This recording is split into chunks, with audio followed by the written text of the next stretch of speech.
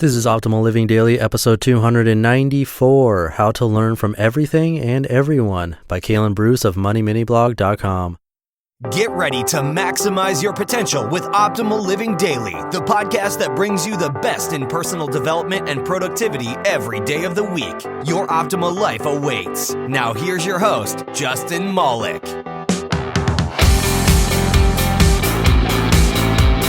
What's going on, oldies? Welcome back to another edition of OLD, or OLD, that is Optimal Living Daily, the podcast where I simply read to you from the best blogs and books I can find, covering topics like personal development, minimalism, and more. And it's the last day of September, which means today is the last day for you to be on my mailing list if you want to be entered into a book drawing happening tomorrow. But I'll mention more about that at the end of the show. For now, let's get right to the post and start optimizing your life. How to Learn from Everything and Everyone by Kalen Bruce of MoneyMiniBlog.com. Have you ever heard the saying, you either win or you learn, or the popular, you have to fail forward? I'm sure you understand the idea of using situations, good and bad, as learning experiences, but that's easier said than done, right? It's easy to talk about learning in every situation, but when you're upset, angry, or disappointed, it doesn't seem so easy. It starts with your perspective. Here's how to learn from everything and everyone. How to learn from success. Success is such a powerful teacher. It teaches us what we did right and what we should replicate. Success makes us feel great. It's motivation to keep going, to strive for more, and to have more success in the future, but success can also be a curse. I've noticed that when people use the phrase, you've got to forget the past, they're always talking about the negative stuff. People like to forget losses and remember wins. But there are reasons for doing the opposite, at least sometimes. How many people have you known who achieved a certain level of success to the point that they thought something was beneath them? The real estate agent sells $1 million mansion, and then 3 years later when the money runs out and the market dries up, he ends up homeless because he refuses to get a job working for $10 an hour to pay the bills. After all, he was in the $1 Million Club.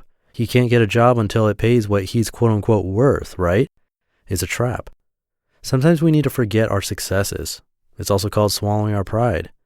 Take all of the lessons you can from your success, but remember them as lessons. Don't hold them with hard-headed pride. How to learn from failure. This is the big one. How many books are written about learning from failure? This is also the hard one. So what's the trick? It's not as much of a trick as it is a perspective.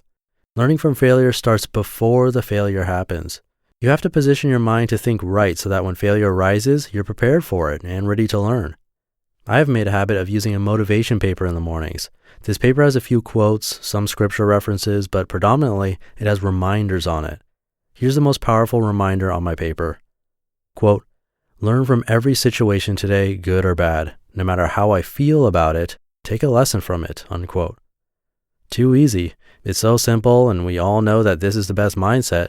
But it's the fact that I remind myself of this every day that is so important. You must remind yourself to learn from failure before it happens every day. If you do, I know it sounds cliche, but you never really fail. It either works out or you learn a valuable lesson. Looking back in my life, there are plenty of times that I failed and I am better off because of it.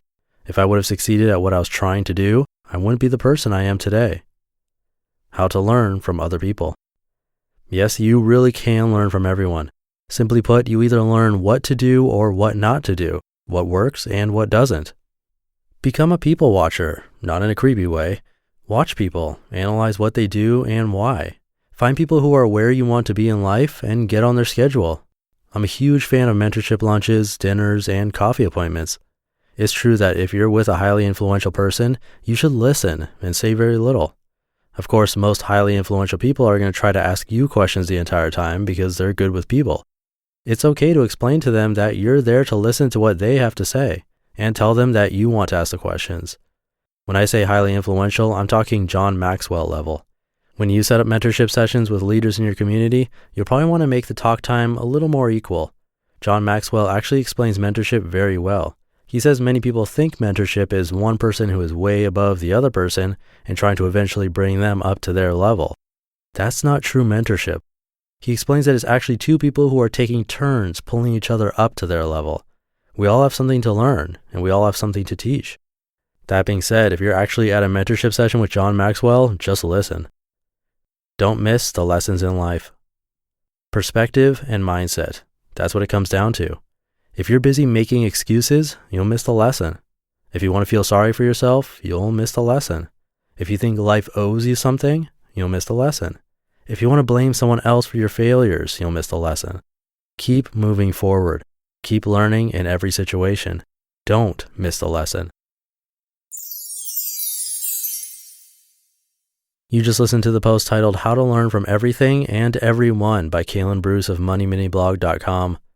And so if you didn't know already, I give away books to random people on my mailing list, and the next drawing is tomorrow, the first of the month.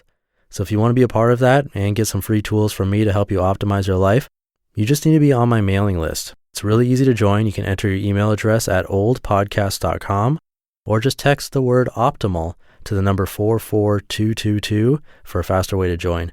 Either way works, and again, you need to be in by midnight tonight if you want to be in on the drawing tomorrow. And that's it for today. Happy Friday, and have a great start to your weekend, and I'll catch you tomorrow where your optimal life awaits.